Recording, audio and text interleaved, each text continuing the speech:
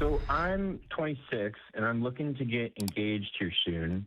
But my girlfriend and I, we have very different net worths, and I was curious what or how you would look at setting up a prenup. What does very different net worth mean? I was very blessed. My grandparents did very well. I have a $550,000 paid for house, about 50,000 in a truck. I also have about 135 between my 401k and my various accounts. I also have 350k in leftover in a college fund. Um, she is currently in PA school, and she will be coming out of school with about 120 to 150,000 in debt. What do you make? I make about 100. Well, I'm in sales, so 120 to 150 a year. Okay. And If she will be making about if I were in 120, your shoes, I 130. would get so comfortable with this lady in order to marry her that I don't need a prenup. This is horrible advice by Dave Ramsey. This is the guy who says be responsible with your money, right? Don't get credit cards, get rid of all your debt, do this, that, and the third. And he's telling this man to not get a prenup when his girlfriend, who he is looking to get engaged to, will be $120,000 in the hole, and he has a net positive um, net worth. This is absolutely insane from Dave Ramsey. And I say this because what do we know about the marriage and divorce rates in the United States? Roughly half of marriages in the United States end in divorce. That's basically a coin flip. That's basically a coin flip. You are leaving it up to chance to basically not get divorced. Secondly, what do we know about another thing about divorces?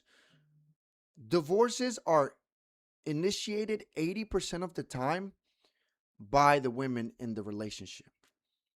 So again, you're taking a 50-50 chance that your wife will initiate the divorce or not. Or you're basically doing a coin flip.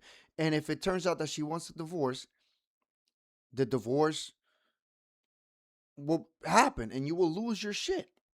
You're going to lose your house, which I don't know. Um, Obviously, I don't know what state he's calling from. And different states have different rules for when it comes to marital assets. But if he inherited that, I believe inheritance is protected um, when you're married. So she couldn't take the house, for example. Also, some states are community property states, like the state of Texas. So, me, for example, I personally own a home in Texas, but I bought it outside of marriage. If I were to get married, guess what? That house still belongs to me. If ever in the case that I get, married and then get a divorce, um, the house is still mine because the house was acquired prior to the marriage. Now, everything that we acquire within the marriage becomes community property and then it has to be split evenly. But this is absolutely terrible advice from Dave Ramsey because he believes in protecting your assets and it not incurring debt, but he's literally telling this guy to incur $120,000 of debt by getting married to this woman because that's what's going to happen. Once you get married, the debt is no longer yours. It is your partner's debt as well. So he would be responsible for paying her student loans. This is absolute insanity from Dave Ramsey. Let's continue to listen to what he has to say. You don't have enough net worth to fool with it. Okay.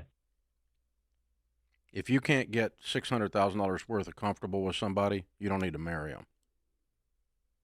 Okay. If you had 60 million You from wouldn't your worry about it. grandparents, we'll talk about a prenup. But Okay. at 600K, no. I Okay. wouldn't. Would you, Rachel? No, I mean, the only thing I could think of if I'm in her shoes and the script was flipped and I'm marrying a guy, he's coming out, and I had built a life for me, and I had bought my own home, and I had done some big things. I could see like the home, for instance, maybe if something were to ever happen.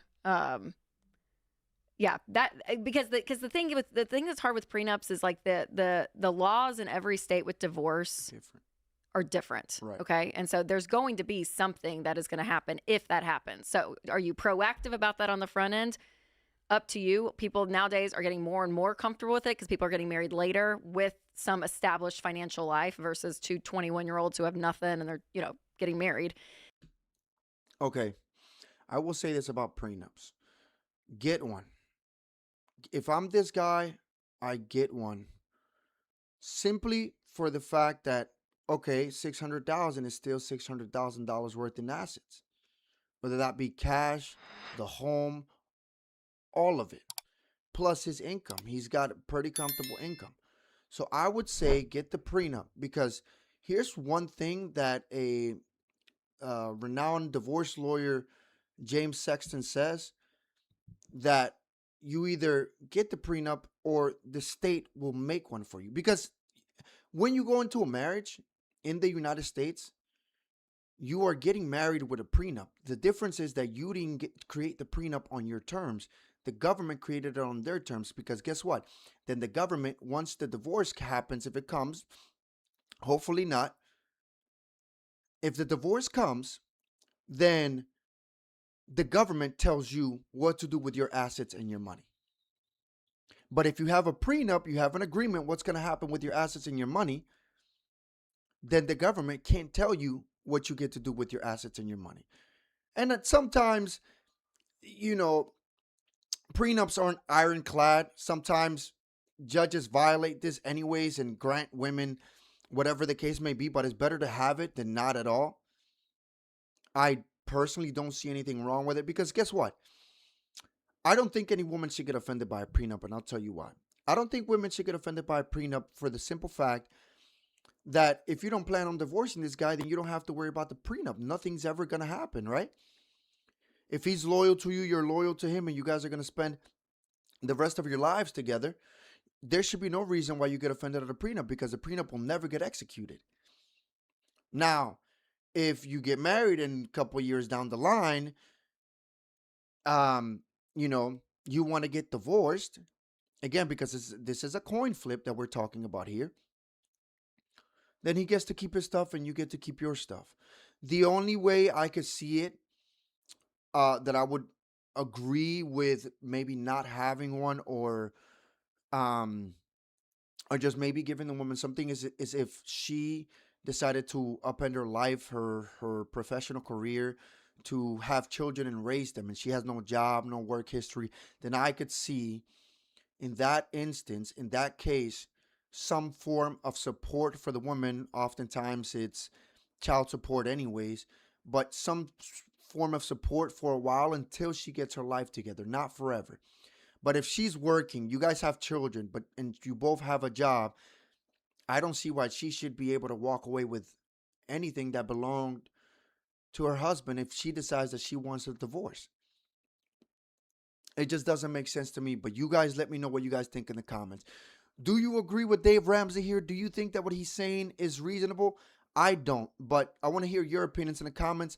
If you like the video, hit the like button, subscribe to the channel, and share this video with your friends. And if you like what I do and you want to support my work here in this channel, I have links in the description box below. You can buy me a coffee or send me a Cash App. I'll see you guys in the next video. Peace.